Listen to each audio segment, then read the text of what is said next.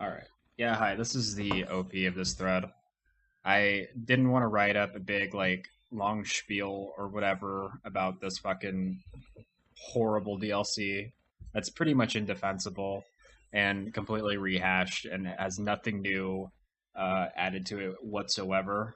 Um, and I basically got just really triggered that there's full of retards in this fucking thread defending it.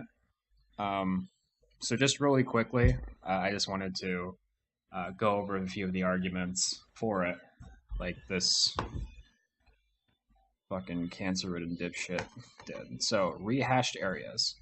Only the opening corridor is reused to show you how this connects to the rest of the map. The entire DLC is brand new. No. So the entirety of the DLC takes place down in the mines, which you go to at the end of the first game, and is pretty much the entirety of the DLC up until the last area, which is two corridors. Funny that you mentioned the opening corridor. It's two corridors at the end, which are the hospital setting, and then you fight Lucas. That's the only like new areas. Everything else is essentially retextures of the last area in the first game. So you're fucking retarded there. Rehashed enemies. Gee, I wonder why the Molder is still in the salt mines. Don't fucking matter. Fucking have some new enemies. You even had precedent at the end because you saw that Lucas was experimenting. So you could have had all different sorts of new kind of molded, and that would be the justification for it. But they just didn't do that. Also, there's three new enemies. No, there's one new enemy. The regen molded, which is literally just the old molded with white fucking mist around it, which I guess is supposed to be like hallucinations or some bullshit. The mama molded, which is literally just the fat molded with the head huggers shooting out of it. It's just the fat molded. And then the face huggers, which is Half-Life 2 ripoff or Half-Life ripoff from the head crabs. Which is the only fucking new enemy. Okay, there's one new enemy, and it's basically shit. So and then you say trial and error. This entire fucking DLC was trial and error. Okay, you got the three turrets. You got the area that's dark that you fucking run into all these like bombs and shit, and you don't know why. You don't know why you can't go that way. I guess you eventually figure it out after the second explosion, and then you got the which you mentioned. I only died once to Lucas Laser Soldier Trap, which is literally trial and error. Because why the fuck would you ever think to not help the soldier walk past him and turn the power off until you actually fucking died? And then you see like the little splash screen that says, "Well, just turn the power off, bro." Just do that. Why did you think of that? Like you're telling me to get good, like like kill yourself, like and then the turrets. Like you have the three turrets, and the only reason you know that three turrets are bad, one is good, is because at the splash screen it says if you see three turrets, just go the other way, bro.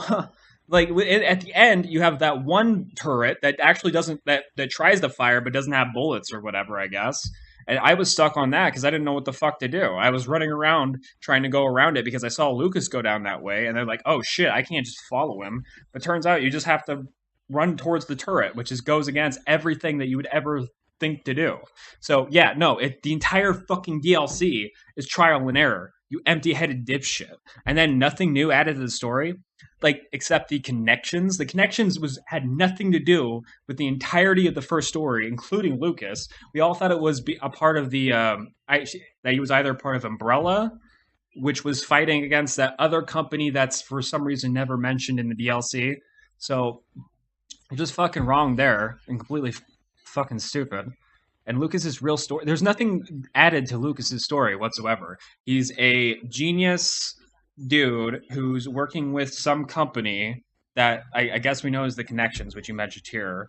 That's the only thing that's been added to his story. Nothing else was cool about Lucas. Even as a final boss, he's literally just a molded that fucking swings his arm around like all crazily, and that's about it. He wasn't cool as a final boss whatsoever.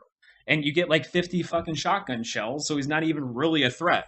Like nothing about him was cool. I mean, they could have kept playing with all the Lucas doing like games and shit sort of thing, which was pretty cool in the original game. I think. way more interesting than just another souped up molded. It sounds like you have some high expectation. Yeah, they took a fucking year. I'd expect some effort being put into the fucking story or anything. And then let's talk about just the fucking DLC. Not a hero. What does this mean? Chris is absolutely a fucking hero. Everything about him is chivalrous and valor. Oh, I gotta save my squad. I'm gonna kill you, Lucas, because you fucked up my squad, man. And then we're gonna bring game over, motherfucker. Like nothing about him wasn't a hero. He was literally a hero. He was Chris Redfield from 5, basically. And except he looks nothing like Chris Redfield whatsoever. He absolutely nothing about him is Chris Redfield, but somehow this is him. And they could have made his story and Lucas's story way fucking cooler. Like Lucas could have been like a big antagonist of the next game, or Chris, but apparently this actually is Chris when everybody thought that this wasn't Chris, hence the fucking name, not a hero, and the fact that he's with Umbrella. I mean, it could have been a complete subversion, and then he could have brought Chris in that actually looked like Chris back in Resident Evil 8. Like, none of this was cool. This was bullshit. It was just completely lazy writing about absolutely fucking nothing. Uh, if you're actually disappointed from a free 2 hour with this much then you're just a fucking retard. I guess I'm a fucking retard. And this whole idea that it's free doesn't excuse the fact that it was lazy as fuck. Like, why the fuck is it just because it's free? Does that mean anything? It doesn't. Like, just don't bother then. Just save Lucas, save Chris for RE8, something that you actually fucking care about, something that's actually going to make you money then. Don't just fucking shoehorn a DLC that's completely fucking bullshit.